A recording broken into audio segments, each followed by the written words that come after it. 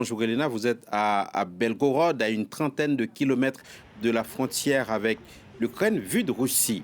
Comment se déroule cette guerre, sachant que, Bruno Daou le rappelait tout à l'heure, selon les Occidentaux, les Russes font face à une résistance beaucoup plus importante peut-être que prévu. Oui, alors vu de Russie, on ne s'attendait absolument pas à cette guerre, bien que cela fait des années qu'on vit dans une société extrêmement militarisée, militariste.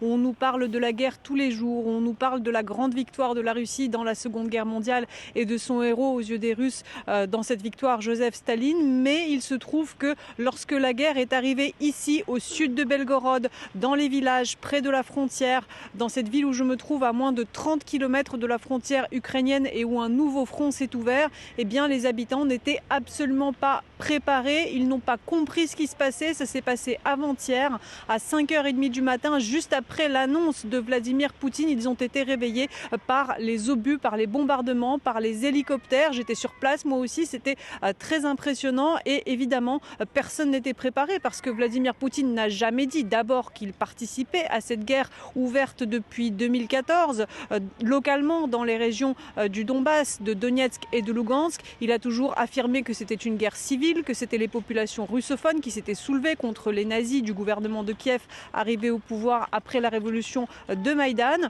Alors, avec cette annonce totalement inattendue, eh bien, les habitants ont été pris de court et c'est un nouveau front, il faut le dire, qui s'est ouvert ici plus au nord, bien plus au nord que cette région du Donbass où Vladimir Poutine a affirmé envoyer son armée. Nous sommes ici en face de la deuxième grande ville ukrainienne, Kharkiv. Nous avons entendu toute la nuit des bombardements qui se poursuivaient encore au petit matin, signe que la bataille de Kharkiv, en plus de la bataille de Kiev, est elle aussi lancée. Et pourtant, ici, côté russe, eh bien, les Russes continuent soit de ne pas croire à cette guerre, de la voir lointaine, bien qu'elle est si proche. Je parle du centre-ville où, vous le voyez, la vie ordinaire a son cours, les voitures qui circulent, les magasins sont ouverts.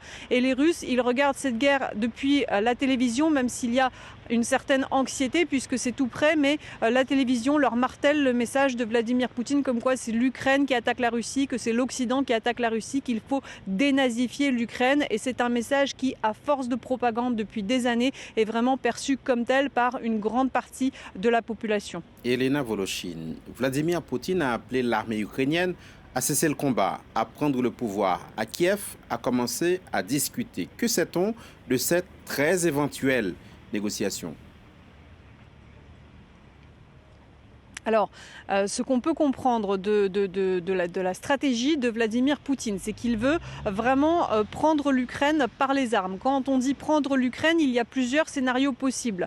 L'hypothèse de cet ultimatum, elle m'a été évoquée dès le départ. C'est-à-dire qu'on bombarde, on effectue des frappes ciblées, on réduit à néant l'armée ukrainienne, on réduit à néant notamment sa défense antiaérienne, car dès lors que l'Ukraine ne peut plus abattre les bombardiers russes, elle n'est plus à même de se défendre. Et les missiles également, puisque l'attaque se fait aussi par voie maritime avec des missiles moyenne portée.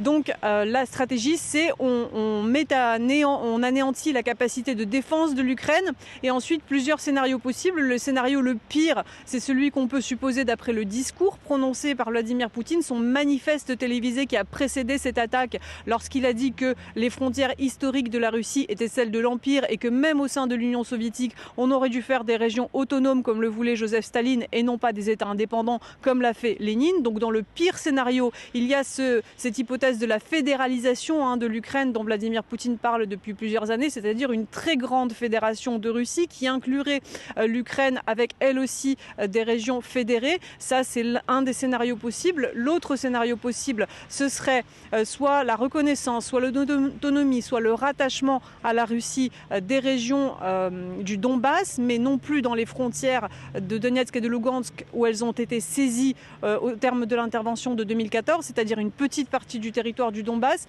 mais une grande partie du Donbass donc soit rattachée, soit sous une forme ou une autre intégrée à la Russie. Ça, c'est un autre scénario possible, et avec dans le reste de l'Ukraine, eh bien, un pouvoir qui serait évidemment soumis à Moscou, un vassal de Moscou. C'est peut-être cette hypothèse qu'il faudrait envisager davantage que celle d'un rattachement entier de l'Ukraine, puisque il faut quand même comprendre que, et on le disait, l'opinion publique ukrainienne est très largement anti-russe, elle est très largement pro-occidentale suite à cette guerre.